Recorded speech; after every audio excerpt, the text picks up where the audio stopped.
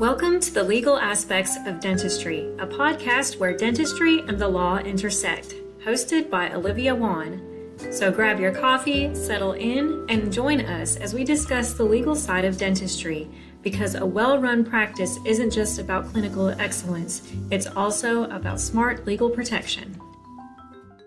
Welcome to the Legal Aspects of Dentistry. My name is Olivia Wan, and I'm here with Caitlin Dennison.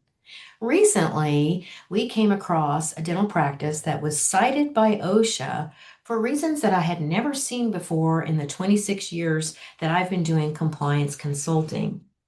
And the violation was listed as being serious, and it related to contaminated laundry. Contaminated laundry was unnecessarily handled or was handled with excessive agitation. So you can imagine my surprise in reading that, because for years we have always trained and had it in our exposure control plan to place soiled laundry such as cloth lab jackets or lab rags in a hamper with a biohazard label, and to wear the appropriate personal protective equipment such as gloves. So Caitlin and I were quite surprised to run into this. And of course, the only thing we can do is align ourselves with what OSHA is wanting. So talk to us, Caitlin. What happened in this example that we can help others? Yeah, so this citation gave us a little bit of clarity on what exactly OSHA is concerned about when it comes to handling contaminated laundry. First and foremost, and this was already the standard, is to wear gloves, of course, if you're handling anything that's contaminated. And in this instance, the inspector was concerned about what the standard calls excess agitation. So in this case, the employee was turning out the pockets before putting these jackets, these clinical jackets, into the laundry. And this was considered excessive agitation. So our new policy that we will be releasing reflects that we need to handle these items as little as possible.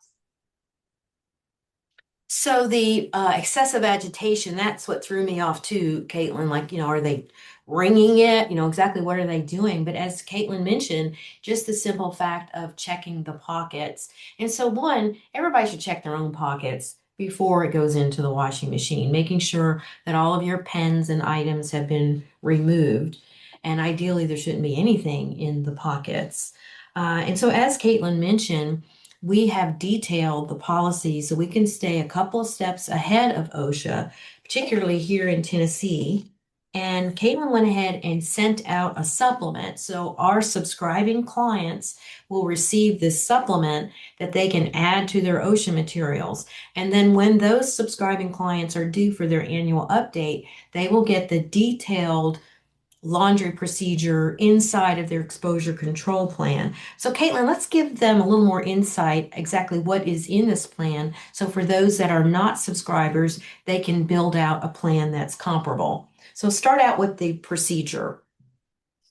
Yeah, so this is essentially just a more detailed policy, more information to provide OSHA so they're confident that we're handling items appropriately. Let's talk about some of those steps that are included in the new plan for appropriate handling. Again, we've just elaborated on these steps. You may already be doing these. Of course, we want to put on gloves for handling contaminated laundry. If your laundry is, for example, soaked or particularly hazardous, you may consider additional PPE, like a clean jacket for yourself or eyewear. We want to handle this material with a minimum of agitation. So again, like Olivia said, if you're taking items out of the pockets, do so before that laundry makes it to the processing area. Don't sort or rinse contaminated laundry where it was contaminated. So of course, you're not going to take off your laundry and manage it in the operatory where it got contaminated in the first place. And again, keep that handling to a minimum where you can. Once you doff that jacket, for example, or take that contaminated towel back to the laundry area, you're going to place it in an appropriately labeled container. This material is considered biohazard, so we have long advised our clients to ensure that their laundry bins at least have a biohazard sticker, or you might use a red biohazard bag. Secure this bag or basket with a lid, tie it if it could potentially leak, and you may need to use leak-resistant contamination if you have soaked laundry, particularly contaminated items. Transport these if you need to take it to, for example, a laundry service. Again, this needs to be appropriately labeled so those employees aren't exposed. And make sure that, again, if this laundry could potentially leak or cause further contamination, it's secured. And what about taking it home? I mean, that's something that's always been in our policy, but would you speak to that? Yeah, a good reminder for everyone. Your lab jackets are considered contaminated PPE. Therefore, they cannot go home with you. A lot of practices may not have heard this before if you haven't been working with us for years. I know I've worked at practices where that was not the case, but if these are reusable laundry items, they live at the practice, they get washed at the practice. Just, you don't want that in your laundry machine. You don't want that at your house.